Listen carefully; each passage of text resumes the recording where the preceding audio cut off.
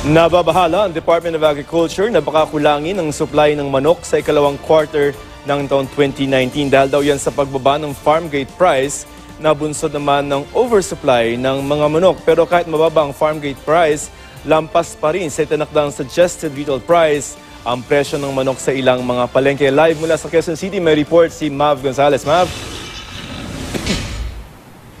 Joseph, alam mo, pati yung mga local chicken producers natin, nag-aalala na sila dahil sabi nila kung hindi pa tataas itong farm gate prices ay baka sa loob lamang ng 2 linggo mapilitan sila na tumigil na sa pagpuproduce o di kaya ay mapilitan na mag-import ng manok. Posible raw magkaroon ng shortage ng manok sa ikalawang quarter ng taon kung hindi tataas ang presyo nito, ayon kay Agriculture Secretary Manny Piñol. Sa ibang lugar kasi, bumagsak na sa 38 pesos ang farm gate price, nalulugi na raw ang poultry farmers. Pag nalulugi si farmer, aayaw. At kapag umayaw si farmer, magkakaroon na naman ng shortage. Tataas yung presyo ng manok. Bumaba ang farm gate price dahil nag-oversupply na ng mga manok. Kaya pinulong ni Agriculture Secretary Manny Piñol ang stakeholders kanina. Ang suggestion ko kanina, they all should agree to increase the price, the farm gate price, by at least 10 pesos every week until such time that they're able to reach the level where they will not be losing money anymore. Nagbabala rin ang United Broilers Racer Association na hindi lang farmers ang maaapektuhan sa mababang farm gate price. You will end up with the situation na you have lesser competition in production. Kaya, after a while, you will end up with fewer players na malalaki na mas madali nang galawin yung presyo to the detriment of the consumers. Pero kahit mababa ang farm gate price, mataas pa rin ang bentahan sa mga palengke, lampas sa itinakdang suggested retail price ng DA na 120 pesos. Dapat kasi, dagdag na 50 pesos lang ang ipapatong ng retailer mula sa farm gate price. Pero sa Commonwealth Market, 110 hanggang 130 pesos ang kilo ng manok, 140 hanggang 150 ang kilo ng choice cut. Marami daw pong stock. Pero ma'am, ito po ba in-expect natin tataas, bababa? Sana po wag muna para mabawi naman po yung lugi last year. Mababa nga, lalo naman matumal naman. Wala naman masyado namimili ngayon. Tumutumal. Pero sa ilang palengke sa Cotabato City, nagkaubusan ng manok. Mataas daw kasi ang demand sa lungsod. Nanatili naman sa 140 hanggang 160 pesos ang kada kilo nito at 250 pesos ang native na manok. Pinag-aaralan na ng DA ang dami ng pumasok na imported chicken dahil sa oversupply ng manok. Nasa 18 million kilos ang local chicken sa cold storage facilities, habang 16 million kilos ang imported. Titingnan din ng gobyerno kung may nagsasmuggle ng manok sa bansa, kaya sobra ang supply. Joseph, kanina kasama din sa stakeholders meeting itong DTI at ang sabi nga nila ay baka mag-inspection din, umikot dun sa mga pamilihan ang DTI para i-check kung sumusunod naman yung mga retailers sa suggested retail price. Dahil nga napakababa na nung farm gate prices, dapat sumusunod din yung SRP. Joseph? Alright, so let's break it down first. Okay, so ang status ngayon natin in terms of yung supply ng manok, do we have enough?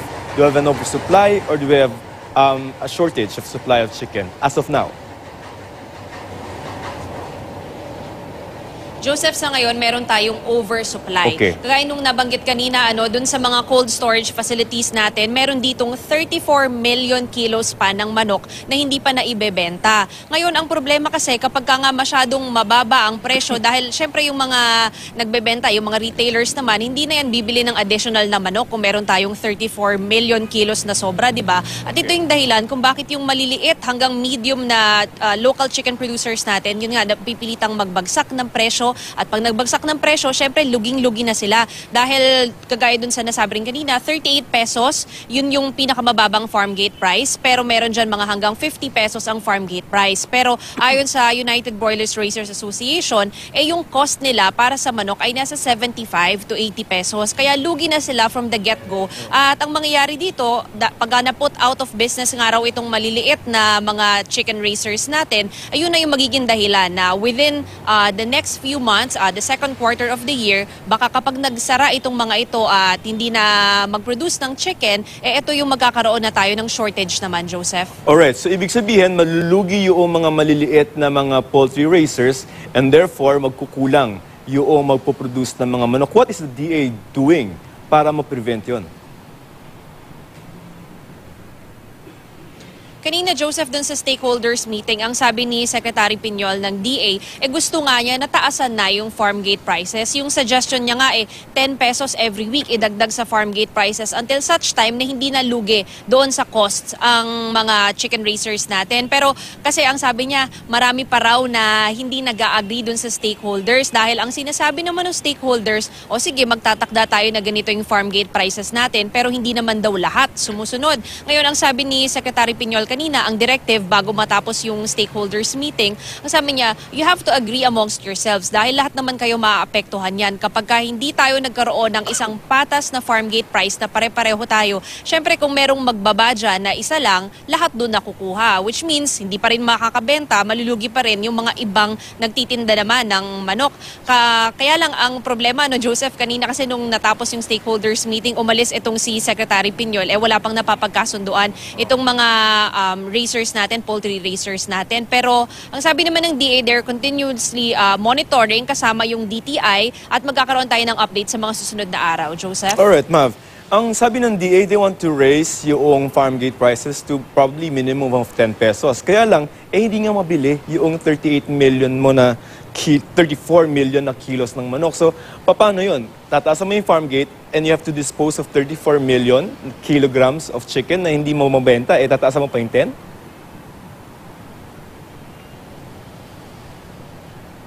Joseph, sa ngayon naman kasi continuous naman din yung demand for chicken. Yun nga, medyo mag-uubos ka muna dun sa 34 million na nandito sa cold storage facilities mo. And hindi naman kailangan kasi na maubos yung buong 34 million kilos dahil yung iba dyan, talaga namang nakatabi, kumbaga buffer yan. Ang magiging problema nga lang, yun nga, kagaya nung sinabi mo, hindi naman din lahat ng mga ipoproduce ay mabibili ka agad. Kaya kanina rin, nung nakausap natin yung isang Broiler Raisers Association, ang sabi nila, medyo magbabawas daw sila sa production. Halimbawa na lang, yung mga nagpo-produce ng 60-day chickens, baka gawing 90 days na lang nila para meron silang 30 days na palugit. Pero yun nga, dahil syempre naglabas na rin ng puhunan itong mga poultry raisers natin ito.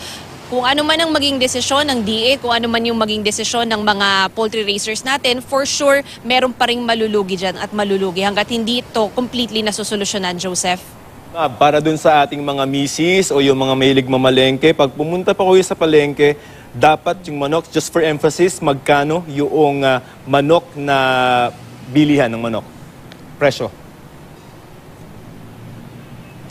Oo. Sa ngayon, Joseph, ang SRP pa rin natin ay 120 pesos ang kilo ng manok. Pero kagaya sa Commonwealth Market kanina, meron akong nakita mga 110 hanggang 115 pesos. So sabi natin, ba't kayo nagbebenta ng ganyang kababa? Kasi nga, ang baba na ng farm gate price, ang baba na ng kuha nila, and they felt na parang they owe it to the consumers na medyo babaan na rin nila yung pasa nila. Pero so far, meron pa rin mas mataas sa SRP tayong nakita. Kaya nga, mag-iikot pa rin yung DTI. Ang schedule nila ay sa Webes para naman makita kung sino yung mga hindi pa rin sumusunod. And madagdag ko lang na, Joseph, the DA is studying also na maglabas sila ng order na mag-impose ng penalties dun sa mga lalabag dito sa SRP, ng mas heavy penalties dun sa mga lalabag sa SRP. Joseph? Alright, maraming salamat, Mav Gonzalez.